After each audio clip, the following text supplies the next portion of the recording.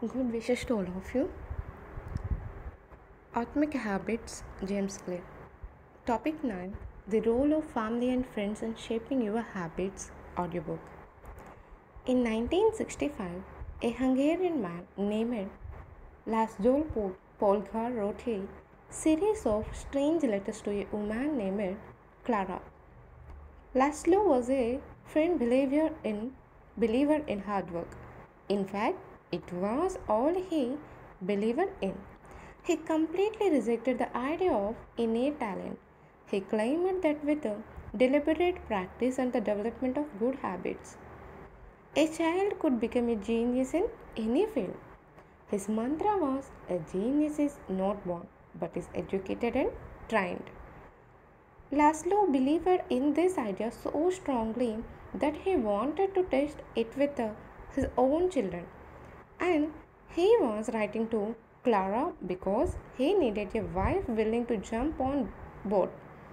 Clara was a teacher, and although she may not have been as adamant as Laszlo, she also believed that with proper instruction anyone could advance their skills. Laszlo decided chess would be a suitable field for the experiment, and he laid out a plan to raise his children to become chess prodigies. The kids would be homeschooled, a rarity in Hungary at the time. The house would be filled with chess books and pictures of famous chess players. The children would play against each other constantly and compete in the best tournaments they could find. The family would keep a meticulous file system of the tournament history of every competitor the children faced. Their lives would be dedicated to chess. Laszlo successfully courted Clara, and within a few years, the Polgars were parents to three young girls, Susan, Sofia, and Judith. Susan, the oldest, began playing chess when she was 4 years old. Within 6 months, she was defeating adults. Sophia, the middle child, did even better. By 14, she was a world champion, and a few years later, she became a grandmaster. Judith, the youngest, was the best of all. By age 5, she could beat her father. At 12, she was the youngest player ever listed among the top 100 chess players in the world. At 15 years and 4 months old, she became the youngest grandmaster of all time, younger than Bobby Fischer, the previous record holder. For 27 years, she was the number one ranked female chess player in the world. The childhood of the Polgar sisters was atypical to say the least, and yet, if you ask them about it, they claim their lifestyle was attractive, even enjoyable. In interviews, the sisters talk about their childhood as entertaining rather than grueling. They loved playing chess, they couldn't get enough of it. Once, Laszlo reportedly found Sofia playing chess in the bathroom in the middle of the night, encouraging her to go back to sleep. He said, Sophia, leave the pieces alone. To which she replied, Daddy, they won't leave me alone. The Polgar sisters grew up in a culture that prioritized chess above all else, praised them for it, rewarded them for it. In their world, an obsession with chess was normal. And as we are about to see, whatever habits are normal in your culture are among the most attractive behaviors you will find. The seductive pull of social norms. Humans are herd animals. We want to fit in, to bond with others, and to earn the respect and approval of our peers. Such inclinations are essential to our survival. For most of our evolutionary history, our ancestors lived in tribes. Becoming separated from the tribe or worse, being cast out was a sentence. The lone wolf dies, but the pack survives. Meanwhile, those who collaborated and bonded with others enjoyed increased safety, mating opportunities, and access to resources. As Charles Darwin noted, In the long history of humankind, those who learned to collaborate and improvise most effectively have prevailed. As a result, one of the deepest human desires is to belong, and this ancient preference exerts a powerful influence on our modern behavior. We don't choose our earliest habits, we imitate them. We follow the script handed down by our friends and family, our church or school, our local community, and society at large.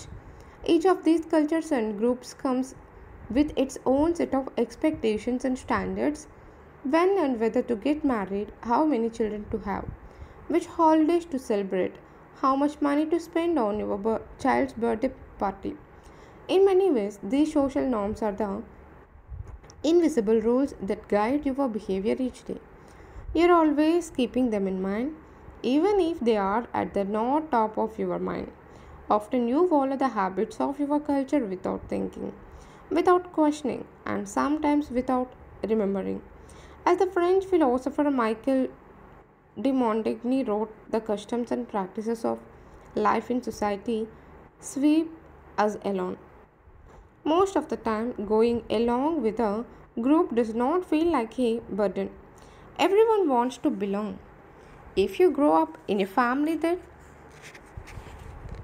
rewards you for your chess skills, playing chess will seem like a very attractive thing to do. If you work in a job where everyone wears expensive suits, then you will be inclined to splurge on one as well. If all of your friends are sharing an inside joke or using a new phrase, you will want to do it. You will want to do it too. So they know that you get it. Behaviors are attractive when they help us fit in.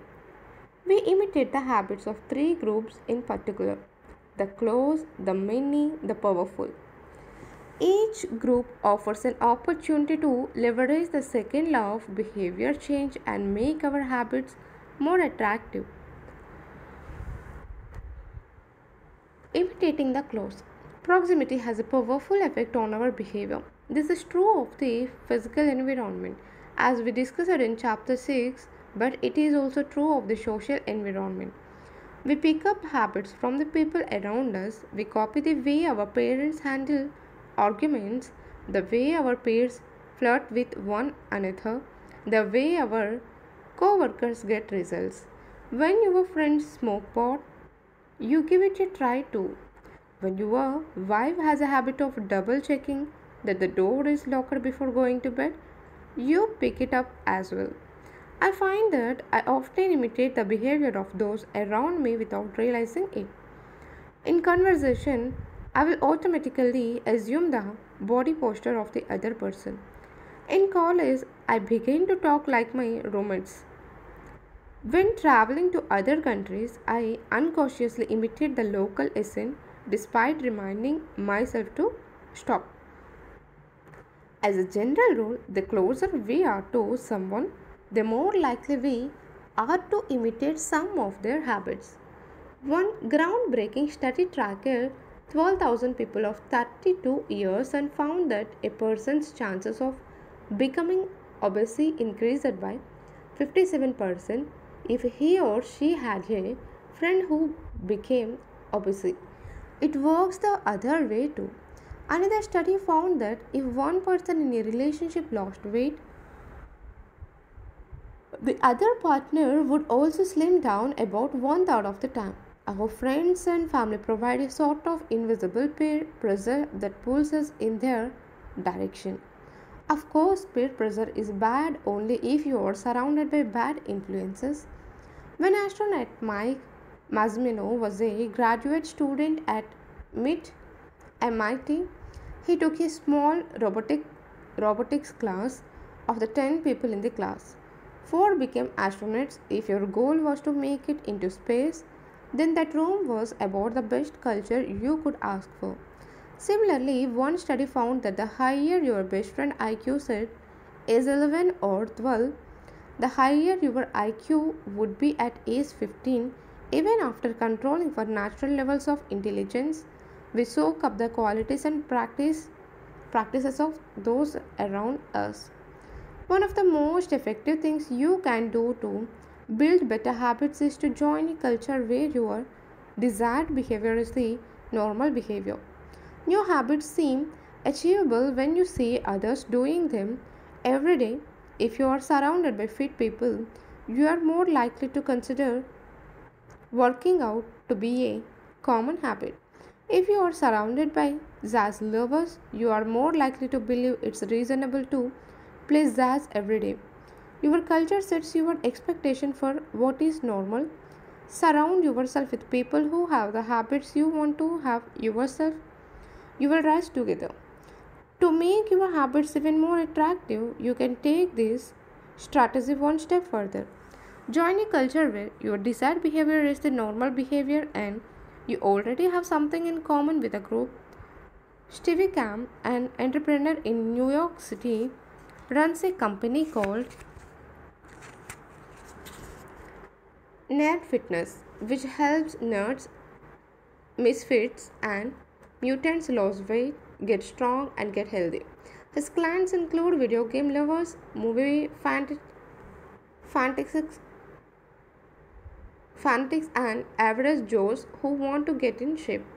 Many people feel out of place the first time they go to the gym or try to change their diet, but if you are already similar to the other members of the group in some way, say your mutual love of Star Wars, change becomes more appealing because it feels like something people like you already do.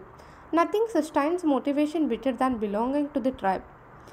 It transforms a personal quest into a shared one. Previously, you were on your own. Your identity was singular. You are a reader. You are a musician.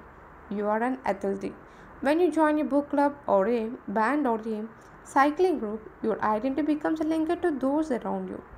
Growth and change is no longer an individual pursuit. We are readers, we are musicians, we are cyclists. The shared identity begins to reinforce your personal identity.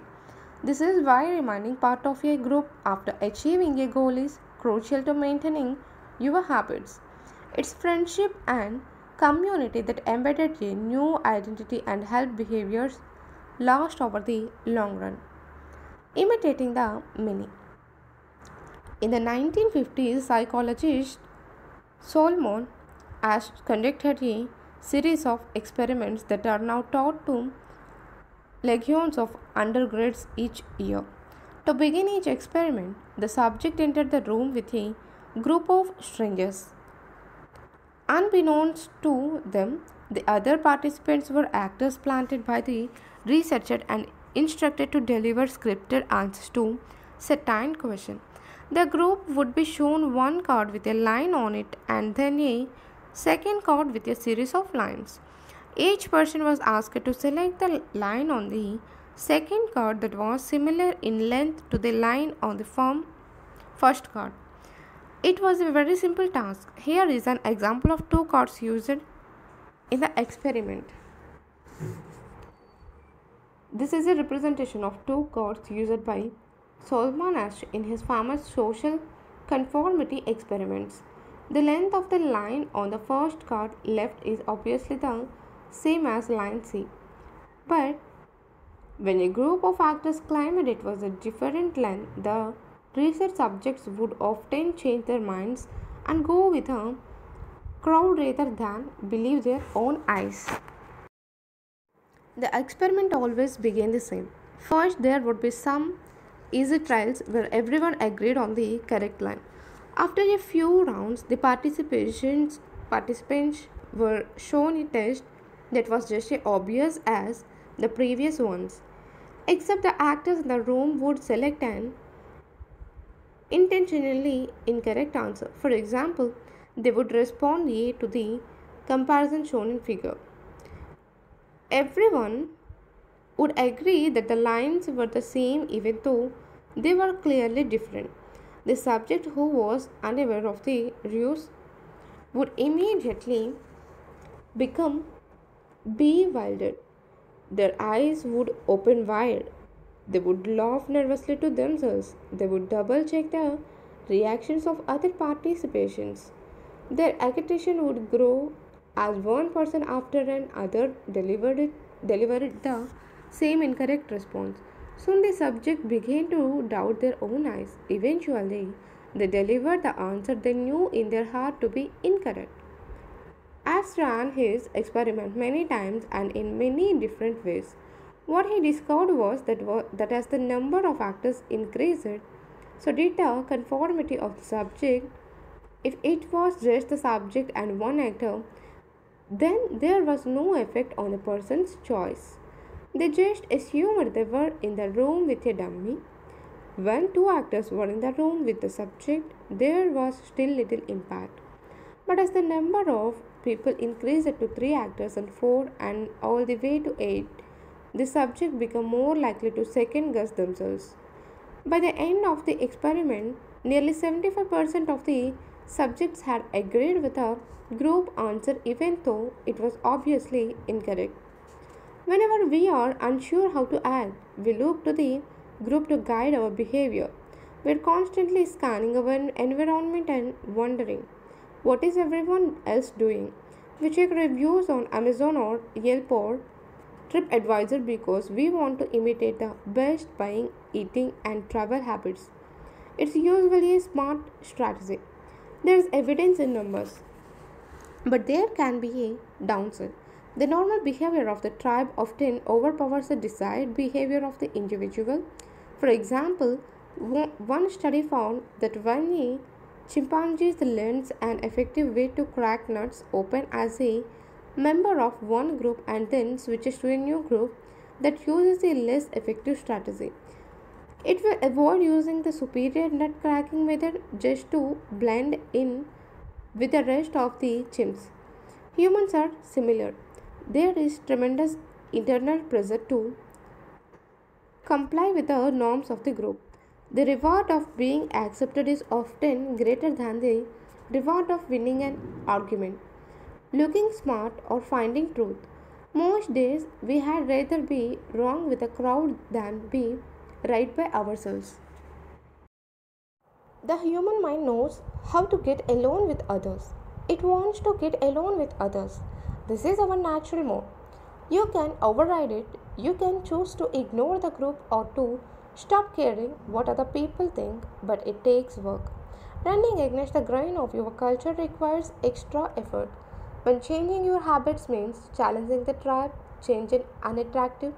When changing your habits means fitting in with a tribe, change is very attractive. Imitating the powerful. Humans everywhere pursue power, prestige, and status. We want pins and medallions on our jackets. We want president or partner in our titles. We want to be acknowledged, recognized, and praised. This tendency can seem vain, but overall, it's a smart move. Historically, a person with a greater power and status has access to more resources, worries less about survival, and proves to be a more attractive mate. We are drawn to behaviors that earn us respect, approval, admiration, and status. We want to be the one in the gym who can do muscle ups, or the musician who can play the hardest chord progressions, or the parent with the most accomplished children because these things separate us from the crowd. Once we fit in, we start looking for ways to stand out. This is one reason we care so much about the habits of highly effective people. We try to copy the behavior of successful people because we desire success ourselves. Many of our daily habits are imitations of people we admire. You replicate you replicate the marketing strategies of the most successful films in your industry. You make a recipe from your favorite baker. You borrow the storytelling strategies of your favorite writer. You mimic the communication style of your boss. We imitate people we envy. High status people enjoy the approval, respect, and praise of others, and that means if a behavior can get us approval, respect, and praise, we find it attractive. We are also motivated to avoid behaviors that would lower our Status. We trim our hedges and mow our lawn because we don't want to be the slob of the neighborhood. When our mother comes to visit, we clean up the house because we don't want to be judged. We are continually wondering what will others think of me and altering our behavior based on the answer. The Polgar sisters, the chess prodigies mentioned at the beginning of this chapter, are evidence of the powerful and lasting impact social influences can have on our behavior. The sisters practiced chess for many hours each day and continued this remarkable effort for decades. But these habits and behaviors maintained their attractiveness in part because they were valued by their culture, from the praise of their parents to the achievement of different status markers like becoming a grandmaster. They had many reasons to continue their effort. This chapter summary. The culture we live in determines which behaviors are attracted to us. We tend to adopt habits that are praised and approved of by our culture because we have a strong desire to fit in and belong to the tribe. We tend to imitate the habits of three social groups: the close family and friends, the many, the tribe, and the powerful, those with status and prestige. One of the most effective things you can do to build better habits is to join a culture where your desired behavior is the normal is to join a culture where your desired behavior is the normal behavior and you already have something in common with the group. The normal behavior of the tribe often overpowers the desired behavior of the individual. Most days we had rather be wrong with a crowd than be right by ourselves.